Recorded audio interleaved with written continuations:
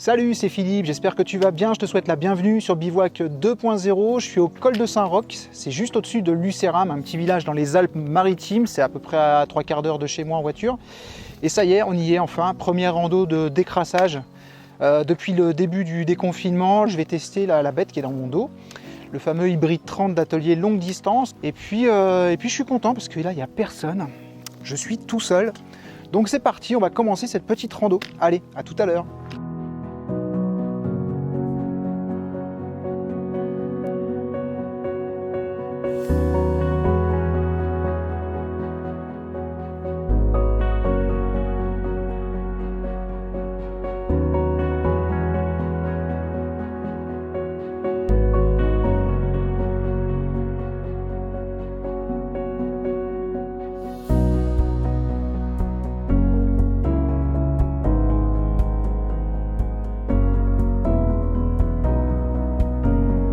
Petite pause au-dessous du col de l'Aube. Je suis dans la forêt de Lucéram. On est à 1200 mètres à peu près d'altitude, pas très haut.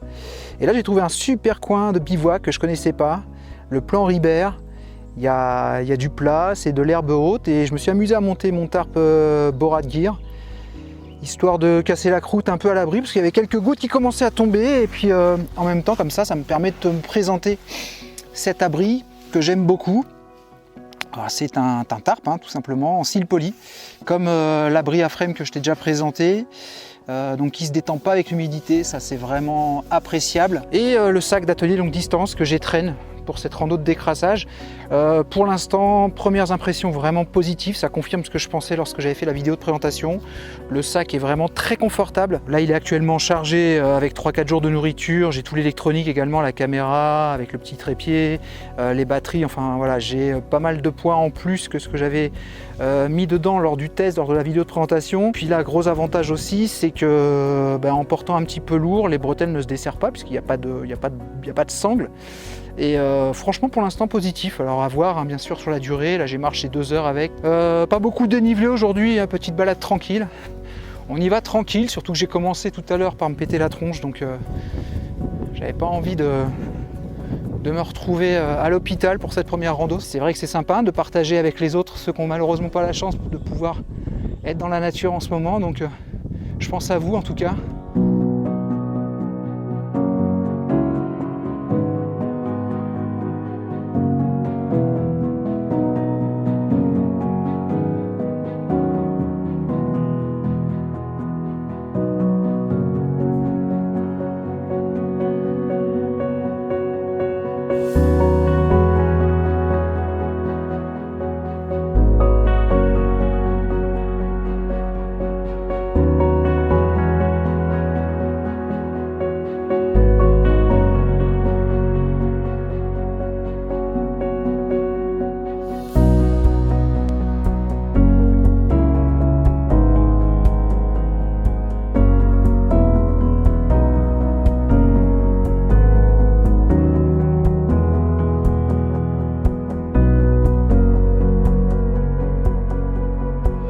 Première nuit de bivouac prévue sous tarp ce soir.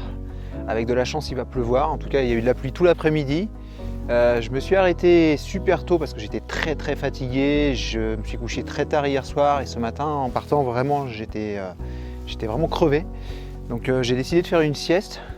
Je me suis posé sous la pluie et puis en fait, je me réveille que maintenant. Il est 18 h, donc je pense que je vais dormir là parce que 18 h, ça sert à rien que je démonte le camp pour aller marcher que quelques kilomètres. Donc ce soir, bivouac sous tarp comme tu peux le constater. Alors comme j'avais un petit peu de temps à tuer, je me suis amusé à bricoler une protection supplémentaire avec ma jupe de pluie. Bon, avec ce que j'avais sous la main, mais à améliorer pour les prochaines fois. Je pense que je peux arriver à me faire une petite protection supplémentaire, pas désagréable du tout. Je vais quand même te faire le tour du propriétaire pour que tu vois comment je suis installé. Hop. Donc le tarp n'est pas très grand, mais on arrive quand même à avoir suffisamment de place, à pouvoir rentrer et sortir sans toucher la toile. Avec un peu d'habitude, ça se fait sans problème. Et puis cette porte là, ça me plaît bien, c'est la première fois que j'essaie de bricoler quelque chose avec ma jupe de pluie. Alors il y a une petite ouverture là, mais c'est pas gênant parce que c'est quand même assez loin de mon couchage. Et ça permet d'avoir, de limiter les projections, ce qu'on appelle le splash effect. Donc à tester un peu mieux que ça, je vais bricoler un système d'attache rapide pour les mettre sur les attaches du tarp. Parce que là c'est vraiment, j'ai mis ça avec les haubans qui me restaient, c'est pas terrible. À voir. Mais voilà un peu comment je suis installé ce soir. Alors j'ai tout misé sur le synthé pour cette sortie, hein. J'ai une couette en Apex ici.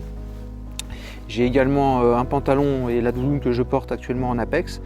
Ça c'est de l'Apex 133 et ma combinaison doudoune pantalon Apex 67. Et j'ai bien fait, je regrette pas parce que là c'est pluie tout le week-end, pluie, orage. C'est gorgé de flotte avec les dernières pluies, hein. Ces derniers jours il n'a pas arrêté de pleuvoir. Là cet après-midi il a fait que pleuvoir. J'ai passé toute l'après-midi sous le tarp, sous la pluie, c'était super agréable. Sinon sac à dos hybride 30 atelier longue distance, vraiment très content pour l'instant. Alors là je dois totaliser 6 heures de portage à tout casser avec, mais sur les 6 heures vraiment rien à dire. Niveau confort c'est un régal. En fait, j'avais cette image qui me venait à l'esprit lorsque je marchais avec. J'avais l'impression d'avoir un gamin agrippé dans mon dos. Tu sais, quand tu as un gosse qui te tient avec ses bras autour du cou et avec ses pieds autour de la taille. Là, c'est exactement pareil avec ce système de bretelles. Alors, c'est marrant cette comparaison, ça va peut-être faire sourire certains, mais c'est vraiment l'image que j'avais. J'avais l'impression d'avoir un gosse agrippé dans mon dos. Le truc te tient au dos. Franchement, c'est impressionnant et donc ça fait corps avec toi. Et alors après c'est vrai que courir avec, je pense pas que ce soit vraiment un sac pour vraiment de la course, pour du trail, c'est pas fait pour ça, c'est vraiment pour de la rando, mais c'est vraiment pour un confort de portage. Et puis si on veut faire un peu de marche dynamique, un peu de marche rapide, voilà, ça fait le taf. Et puis je vais te laisser, je vais me faire un thé dans cette magnifique nature qui s'est complètement calmée depuis je suis arrivé, il y avait du vent, il y avait de la pluie, là on est au calme. Écoute ce calme. C'est sur ces notes de silence que je vais te laisser. Et je te dis à demain.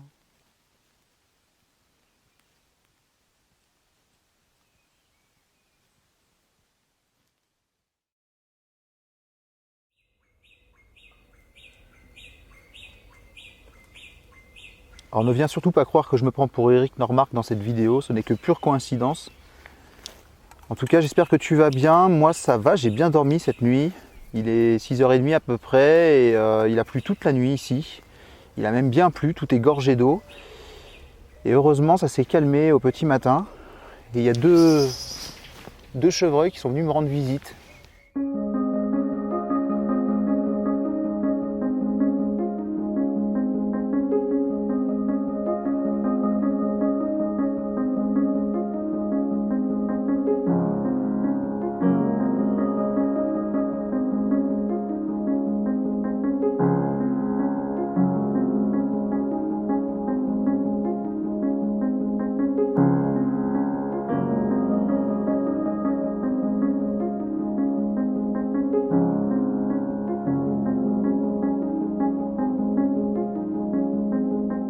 Je me trouve sur la cime de Rocassierra à 1501 mètres d'altitude exactement. Tu vois la croix derrière moi. Et ça domine tout l'arrière-pays niçois. Et on a les lumières du soleil qui est en train de se lever sur les versants nord. C'est juste magnifique. Et un peu plus à l'ouest, là tu peux voir les sommets du Mercantour au fond. On distingue les sommets du parc du Mercantour là-bas.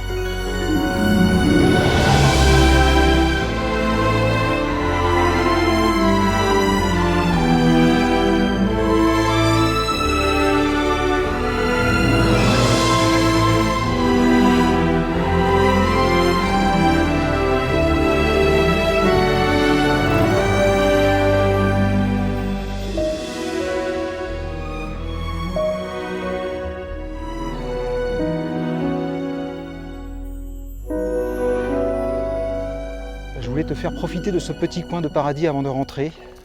La chapelle Saint-Michel au-dessus de Coharaz.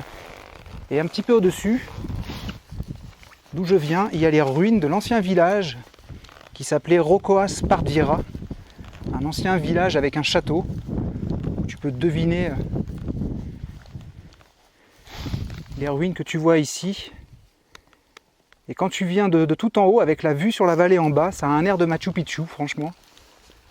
Il y a des ruines un petit peu partout. Et on a l'impression d'être... On a l'impression, je dis bien, hein, d'être à Machu Picchu. C'est assez marrant, c'est le Machu Picchu local. Il y a plein de ruines comme ça, des fondations, des anciennes maisons du village. Et vu de tout en haut, en plus ce matin avec le brouillard, la brume qu'il y avait dans la vallée, vraiment ça avait un air de... une ambiance péruvienne, digne des plus beaux paysages des Andes. Et pourtant c'est bien chez nous ici en France.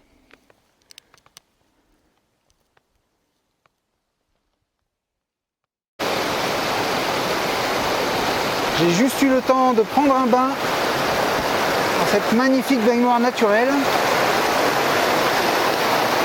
avant de rentrer. C'est ce qu'on appelle finir sur une belle note, même si c'est pas encore complètement terminé. D'ailleurs, ça risque de finir même sous la flotte, parce que le vent se lève, les nuages arrivent. Peut-être même sous les orages, qui sait. Alors je vais te laisser pour de bon cette fois. Prends soin de toi, à bientôt, ciao!